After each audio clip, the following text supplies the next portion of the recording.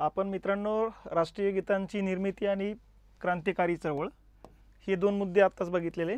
आता पुढचा मुद्दा येतो या चळवळीच्या कामगार संघटनांचं महत्त्वाचं रोल राहिलेलं आहे.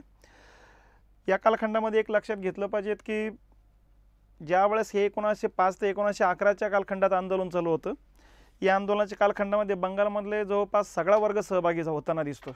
मग तो हिंदू असू द्या अथवा मुस्लिम असू द्या, सगळा वर्ग आपापल्या परीनं यामध्ये सहभागी होताना दिसतो. यामध्ये कामगार संघटना किंवा कामगार जे लोक होते हे लोक मागं राहणार नव्हते.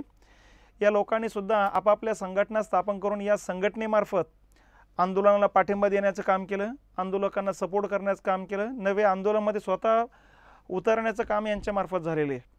मग या आंदोलकांमध्येच या ठिकाणी या संघटनांचे जे प्रमुख होते अश्विनी कुमार बॅनर्जी आणि अपूर्व कुमार घोष, या दोघांचं योगदान महत्त्वाचं आहे, कारण त्यांनीच बाकीच्या कामगारांना या आंदोलनामध्ये सहभागी होण्यासाठी प्रेरित करण्याचं काम केलेलं आहे. मग आता हे एक महत्त्वाचं वैशिष्ट्य आहे. आणखीन एक महत्त्वाचं वैशिष्ट्य म्हणजे शास्त्रज्ञांचा पाठिंबा. या कालखंडामध्ये बंगालमधले जे शास्त्रज्ञ होते जगदीशचंद्र बोस आणि प्रफुल्ल कुमार चंद्र रे, या दोन शास्त्रज्ञांनी सुद्धा या ठिकाणी या आंदोलनाला सपोर्ट केलेलं आहे आणि इंग्रज सरकारच्या विरोधामध्ये निषेध नोंदवण्याचं काम केलेलं आहे. मग हे स्थानिक पातळीवरही काम केलेले, आंतरराष्ट्रीय पातळीवर सुद्धा काम केलेले. यातून आंतरराष्ट्रीय पातळीवरती हे आंदोलन नेण्याचं काम या दोन शास्त्रज्ञांनी केल्याचं दिसतंय. म्हणजे थोडक्यात त्यांचाही सहभाग या आंदोलनामध्ये होता. आणि शेवटचा मुद्दा म्हणजे भारतामध्ये या ठिकाणी इतर भागातही या आंदोलनाला पाठिंबा देण्यासाठी लोक समोर आलेले आहेत. आता इतर भागामध्ये लोक समोर येण्याच्या पाठीमागचं कारण काय होते? काँग्रेसच्या नेत्यांनी या ठिकाणी ज्या वेळेस क्रांतिकारकांना फाशीची शिक्षासारख्या शिक्षा फरमावल्या, त्याच वेळेस त्यांनी या ठिकाणी लोकमान्य टिळकांनी लेख लिहिला होता की राज्यकरण म्हणजे सूड उगवणे नव्हे. म्हणजे या ठिकाणी तुम्ही एकमेकांवरती सूड उगवण्याचा प्रकार चालू आहे आणि या ठिकाणच्या आंदोलकांना जर आंदोलनामध्ये यश मिळत नसेल तर आम्ही हे आंदोलन बाकीच्या भागात प्रसारित करू. आणि यातूनच मग लोकमान्य टिळकांनी महाराष्ट्रामध्ये, त्याच्यानंतर सय्यद हैदर रजा यांनी दिल्लीमध्ये, लाला लजपत राय आणि अजित सिंगना या ठिकाणी पंजाबमध्ये, त्याच्यानंतर चिदंबरम पिल्ले जे म्हणतो आपण, चिदंबरम पिल्ले यांनी मद्रासमध्ये या ठिकाणी या चळवळीची पार्श्वभूमी तयार करण्याचं काम केल्याचं दिसतंय. म्हणजे या ठिकाणी आपण जर भारताचा नकाशा डोळ्यासमोर आणला तर आपल्या लक्षात यायला लागेल हा पंजाबचा पट्टा आहे. इथं लाला लजपत रायनं नेतृत्व केलेले आणि अजित सिंग यांनी या भागात वंगभंग चळवळीचं पुढाकार घेतलेला आहे. हा दिल्लीचा पट्टा आहे. इथं सय्यद हैदर रजा या व्यक्तीनं पुढाकार घेतलेला आहे. इथं आपल्याला माहिती आहे महाराष्ट्रामध्ये लोकमान्य टिळकांनी पुढाकार घेतलेला आहे. इथं मद्रासचा जो भाग आहे यामध्ये चिदंबरम पिल्ले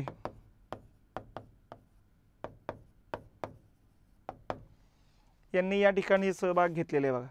म्हणजे आता हे बंगालमधलं जे आंदोलन होतं हे बंगालपुरतं राहिलेलं नव्हतं, तर बाकीच्या भागामध्ये प्रसारित करण्याचं काम या नेत्यांनी केल्याचं दिसतंय. या अगोदर या ठिकाणी आपल्याला माहिती आहे की काँग्रेसमध्ये फूट पाडण्याचं काम इंग्रज सरकारनं केलेलं आहे. इंग्रज सरकारने या ठिकाणी काँग्रेसचं खच्चीकरण करण्याचं काम केलं जेणेकरून वंगभंग चळवळीची आक्रमकता कमी व्हावी. पण बंगालमधला काँग्रेस वर्ग आणि मुस्लिम वर्ग सगळं एकत्रित आलं, त्यांच्यावरती या फुटीचा काही परिणाम झालेला नाही. त्याच्यानंतर त्यांनी लालबाल पाल यांच्यावरती वेगवेगळ्या लेखाच्या आधारे खटले दाखल केले, राजद्रोहाचे खटले दाखल केले. यांना भारतातून या ठिकाणी वेगवेगळ्या देशामध्ये तुरुंगात पाठवून दिलेले. लोकमान्य टिळकांना मंडलेच्या तुरुंगात टाकून दिले होतं, बिपिनचंद्र पाल यांना मद्रासच्या तुरुंगात टाकलं होतं, तर लाला लजपत राय यांनी शेवटी अमेरिकेला जाण्याचा निर्णय घेतला होता. तर अशा पद्धतीनं वेगवेगळ्या भागामध्ये या ठिकाणी आक्रमकता कमी करण्याचं काम इंग्रज सरकार करत होते. तर या बाजूनं या प्रकारचं हे आंदोलन चालू आहे. या आंदोलनामध्ये विदेशी मालावर बहिष्कार टाकण्याच्या तत्त्वाचा प्रभावीपणे अवलंब झाला. त्यामुळे विदेशी मालाच्या दुकानामध्ये त्यांच्या मालाच्या थाप्या तशाच पडल्या, माल विकेना असं झालं. त्यामुळे विदेशी उद्योगपतींनी ब्रिटिश पार्लमेंटवरती दबाव टाकायला सुरुवात केली. लवकरात लवकर काहीतरी करण्यास आम्हाला कारखाने बंद करण्याची वेळ येऊन जाईल आणि म्हणून त्यातून एक त्यांच्यावर दबाव निर्माण व्हायला सुरुवात झाली. एका बाजूला क्रांतिकारकांनी निर्माण केलेला दबाव, दुसऱ्या बाजूला कामगारांनी तयार केलेला दबाव, आता उद्योगपतीचा दबाव आणि यातूनच आंदोलन बाकीच्या भारतभरात प्रसारित होणं हे इंग्रजांकरता सगळ्यात जास्त धोकादायक होतं. म्हणून इथून पुढं काहीतरी निर्णय घेणं गरजेचं होतं आणि यातूनच मग या कालखंडात ब्रिटिश युवराज पंचम जॉर्ज यांना ब्रिटिश पार्लमेंटनं भारताच्या दौऱ्यावर पाठवले, जेणेकरून त्या ठिकाणची परिस्थिती बघा आणि त्यानुसार या ठिकाणी निर्णय घेण्याचं सांगितलेले. मग आता हे पंचम जॉर्ज भारतामध्ये जहाजानं आलेत मुंबईमध्ये त्यांचं आगमन झालं होतं 1911ला आणि 1911ला त्यांच्या स्वागतासाठी मुंबईमध्ये गेटवे ऑफ इंडियाची निर्मिती केल्याचं दिसते.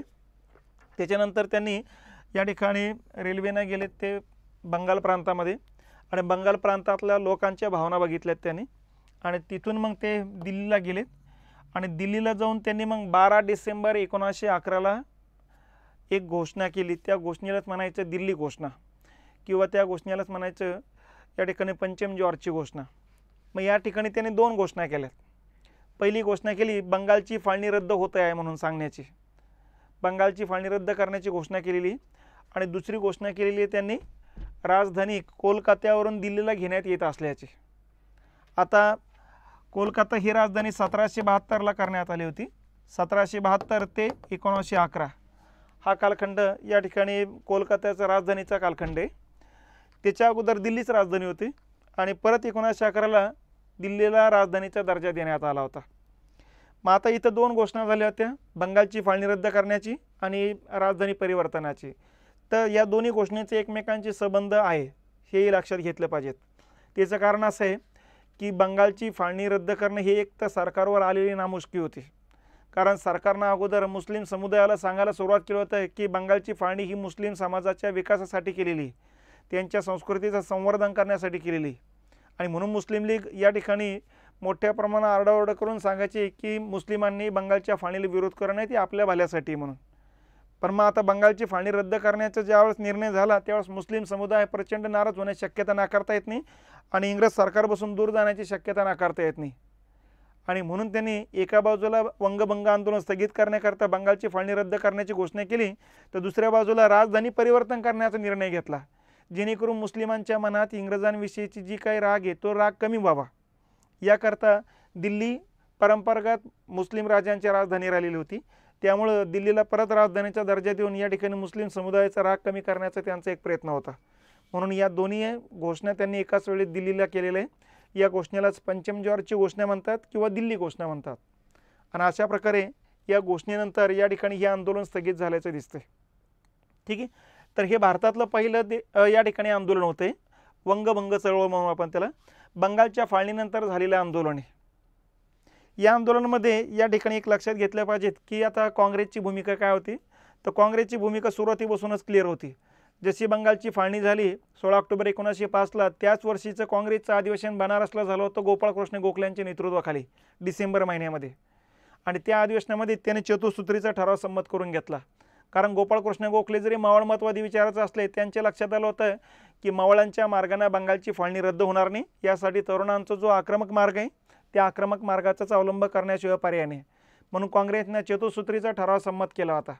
5च्याच अधिवेशनामध्ये लॉर्ड कर्झनच्या साम्राज्यवादी वृत्तीचा निषेध करण्यात आला होता. गोपाळकृष्ण गोखलेंनी तर या ठिकाणी लॉर्ड कर्झनची संभावना किंवा तुलना औरंगजेबसोबत केल्याचं दिसतं आहे. ठीक आहे, म्हणून इथून पुढं काँग्रेसनं या आंदोलनात सपोर्ट केल्याचं दिसतंय बघा. मग आता ह्या आंदोलनाची तीव्रता कमी होण्याकरता या ठिकाणी काँग्रेसमध्ये फूट पाडण्याचं काम सुद्धा इंग्रज सरकारने केलेलं आहे आणि तो प्रमुख मुद्दा होता या ठिकाणी स्वराज्य पार्टीचा आपला स्वराज्याचा ठराव. 1906ला कोलकाताच्या अधिवेशनामध्ये या ठिकाणी जो काही स्वराज्याचा ठराव झाला, इथंच इंग्रज सरकार बिथरलं होतं. त्यांनी मावळांना सांगितलं होतं असे ठराव जर तुम्ही परत आणले तर आम्ही काँग्रेसवरती बंदी घालू आणि जर तुम्ही अशा प्रकारचे आक्रमक ठराव नाही केले तर आम्ही तुम्हाला सुधारणा देऊ. आणि म्हणून मग जहाल आणि मावळ जी काही विभागणी झाली ती 1907च्या अधिवेशनात होताना दिसते. जशी काँग्रेसमध्ये फूट पडली तशी इंग्रजांच्या लक्षात आलं आहे की आता एका गटाला हाताशी धरा, दुसऱ्या गटाला झोडपून काढा. मग मावळाने हाताशी धरलं, जहालांना वेगवेगळ्या त्यांच्या लेखाच्या आधारे त्यांच्यावर खटले दाखल करून त्यांना तुरुंगात टाकून दिलं. तर काँग्रेसची खच्चीकरण करण्याचं काम या कालखंडात इंग्रजांकडून झालेलं आहे. आणि दुसऱ्या बाजूला मावळांनी आपलं ऐकलं म्हणून मावळांसाठी 1909चा मोर्ले मिंटो कायदा देण्यात आला. तर अशा पद्धतीनं याबाबत या ठिकाणी काँग्रेसची भूमिका आणि इंग्रज सरकारची भूमिका यांचा एकमेकांशी संबंध कसा आहे ते लक्षात घेतलं पाहिजे. दुसऱ्या बाजूला जे आंदोलन चालू आहे त्या आंदोलनाची व्याप्ती वाढणार नाही, मुस्लिम समाज निदान या ठिकाणी काँग्रेसच्या पाठीमागे जाणार नाही, याकरता या कालखंडात बिनव्याजी कर्ज वाटप मुस्लिमांसाठी खास करून श्रीमंत लोकांसाठी केल्याचं इंग्रजांकडून केल्याचं दिसतंय. ठीक आहे, आणि म्हणून या ठिकाणी एका बाजूला त्यांना खुश करण्याचा प्रयत्न केला आणि त्याच वेळेस त्यांना सांगितलं की तुमचीसुद्धा काँग्रेससारखी संघटना जर स्थापन केली तर याच्यापेक्षा जास्त अधिकार तुम्हाला देऊ.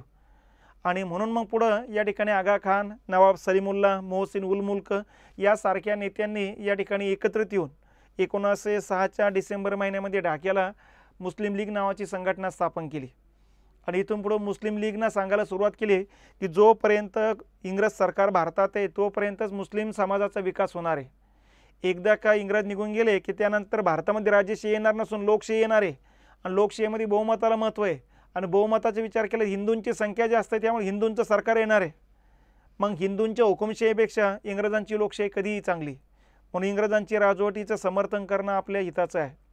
आणि म्हणून पहिल्या अधिवेशनापासून शेवटपर्यंत मुस्लिम लीगनं इंग्रज सरकारचा सपोर्ट करताना दिसले आणि मुस्लिम समुदायाला सांगायला सुरुवात केली की बंगालची फाळणी आपल्या भल्यासाठी म्हणून.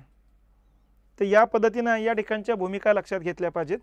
तर अशा पद्धतीनं या ठिकाणचं हे आंदोलन येत असतं. मग या आंदोलनामध्ये आपण काय काय बघितलेलं आहे. पहिला मुद्दा बघितला राष्ट्रीय गीताची निर्मिती. मग याच्यामध्ये वंदे मातरम असू द्या, जनगणमन असू द्या, अमार सोनार बांगला असू द्या, जारी गान असू द्या, पाली गीतं असू द्या, झुलू गीतं असू द्या, असे वेगवेगळे गीतं आपण बघितलेले. त्याच्यानंतर क्रांतिकारी चळवळसुद्धा याच चळवळीचा एक भाग होता. अनुशीलन समिती नावाची संघटना स्थापन केली होती क्रांतिकारकांनी. मग बारेंद्र घोष असू द्या, भूपेंद्र दत्त असू द्या, रासबिहारी बोस असू द्या, अरविंद घोष असू द्या, खुदीराम बोस असू द्या किंवा प्रफुल्ल कुमार चाकी असू द्या, उल्हास दत्त असू द्या, हेमचंद्र दास असू द्या. तर हे सगळे बंगालमधले क्रांतिकारी याच कालखंडादरम्यान उदयास येताना दिसतात. तर क्रांतिकारी चळवळीचे सुद्धा या चळवळीला पाठिंबा मिळतोय. त्यानंतर कामगार संघटना ज्या काही स्थापन झाल्या होत्या कारण बंगालमध्येच उद्योगधंदे मोठ्या प्रमाणात निर्माण झाले होते. कारण कच्चा माल उत्पादन करणारा पट्टा हाच आहे आणि या कच्च्या मालावर प्रोसेसिंग करणारे कारखाने याच पट्ट्यात होते.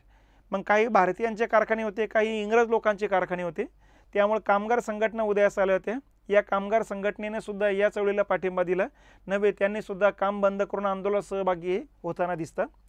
त्याच्यानंतर शास्त्रज्ञांनी सुद्धा या चळवळीला पाठिंबा दिलेला जगदीशचंद्र बोस किंवा प्रफुल्ल कुमार चंद्र रे. आणि त्यानंतर भारतातल्या इतर भागात कुठे कुठे आंदोलन झालेली ते आपण लक्षात घेतलेली. शेवटी मग या ठिकाणी आपल्याला माहिती आहे पंचम ज्वारची घोषणा होती बघा.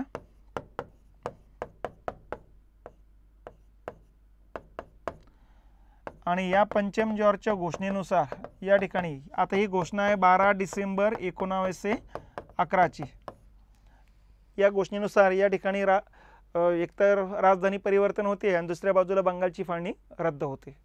तर एवढं हे आंदोलन असं लक्षात घ्यायचं. मग आता या आंदोलनावरती प्रश्न कसे कसे येतात किंवा येऊ शकतात त्याच्यावरती आपल्याला भर द्यायचा आहे.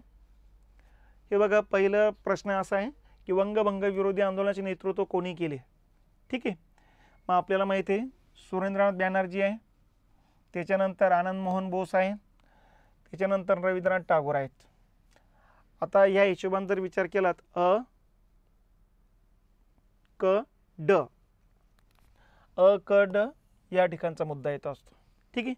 बिपिनचंद्र पाल पण आहे, पण बिपिनचंद्र पालने लगेच या ठिकाणी भारत सोडण्याचा निर्णय घेऊन टाकलेला होता. तर त्यामुळे साहजिकच आहे त्यांचं नेतृत्व पुढच्या कालखंडात आलेले. दुसरा मुद्दा आहे बंगालची फाळणी. हा दिवस टिंबटिंब म्हणून पाळण्यात आलेला आहे. मग आपल्याला माहिती आहे 16 ऑक्टोबर हा दिवस होता बंगालच्या फाळणीचा. ठीक आहे. आणि हा दिवस राष्ट्रीय शोक दिन म्हणून पाळण्यात आलेला आहे.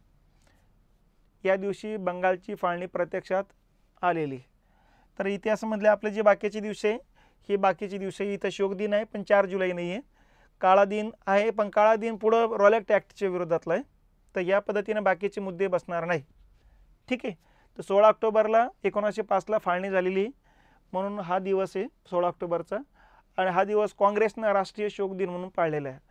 तर भारतीय इतिहासामध्ये जे काही 6 दिवस लक्षात ठेवायचे त्यातला पहिला हा दिवस येतो. कोणत्या घटनेनंतर बंगालची फाळणी रद्द करण्यात आली. मग आता कोणत्या घटनेनंतर आहे तर आपल्याला आत्ताच बघितलेले पंचम ज्वारच्या घोषणेनंतर बंगालची फाळणी रद्द करण्यात आलेली. पंचम ज्वारची घोषणा जी आहे 12 डिसेंबर 1911ची. आणि ही घोषणा केली होती दिल्लीला म्हणून दिल्ली घोषणा असंही म्हटलं जातं असतं तिला. आणि घोषणा एकच नाही, 2 घोषणा होत्या, एक राजधानी परिवर्तनाची आणि एक फाळणी रद्द करण्याची. ठीक आहे. आता बाकीचे बघा वंगभंग चळवळ या ठिकाणी कोणत्या घटनेनंतर बंगालची फाळणी रद्द करण्यात आली. तर वंगभंग चळवळीनंतर नाही, ही चळवळ रद्द करण्यासाठीचा तो उद्देश होता. पण रद्द करण्यासाठीची घोषणा ही होती. ठीक आहे. त्याच्यानंतर मॉन्टेग्यू घोषणेनंतर पुढचं होम रूल आंदोलन स्थगित करण्यात आलेले आहे बघा. ठीक आहे. तर ह्या 2 घोषणा इथं लक्षात घ्या. त्यानंतर 12 डिसेंबर 1911 रोजी पंचम जॉर्ज यांनी कोणती घोषणा केली? तर मग या ठिकाणी 2 घोषणा सांगितलेल्या आहेत तुम्हाला. एक तर बंगालची फाळणी रद्द करण्याबाबतची घोषणा आहे आणि दुसरं म्हणजे दिल्ली राजधानीबाबतची घोषणा आहे. आणि ड कुठं असेल तर या ठिकाणी. कोलकाता राजधानी कधी केली होती? 1772ला. लक्षात. आणि राजधानी परत दिल्लीला कधी हलवण्यात आली? तर 1911ला. तर या पद्धतीनं या ठिकाणच्या हा मुद्दा लक्षात ठेवा. ठीक आहे. त्यानंतर ऐक्य टिकविण्यासाठी रवींद्रनाथ टागोरांनी पुढील पैकी कोणता कार्यक्रम आयोजित केला होता? आपण बघितलेलं आहे दोन्ही भागातील हिंदू आणि मुस्लिमांना या ठिकाणी हुगळी नदीच्या काठावरती एकत्र बोलून रक्षाबंधनाचा कार्यक्रम आयोजित केला होता रवींद्रनाथ टागोरांनी. टाउन हॉलची निर्मिती या ठिकाणी काँग्रेसने केलेली होती. ठीक आहे. तिथं जाहीर सभा सुरेंद्रनाथ बॅनर्जींच्या नेतृत्वाखाली बोलवण्यात आली होती आणि त्याच्यानंतर आंदोलन सुरू झाल्यानंतर वेगवेगळे गीतं गायला सुरुवात झालेली आहे. तर रवींद्रनाथ टागोरांचा संबंध आहे तर रक्षाबंधनाच्या कार्यक्रमाचा संबंध लागतो. तर हे झालं वंगभंग चळवळ.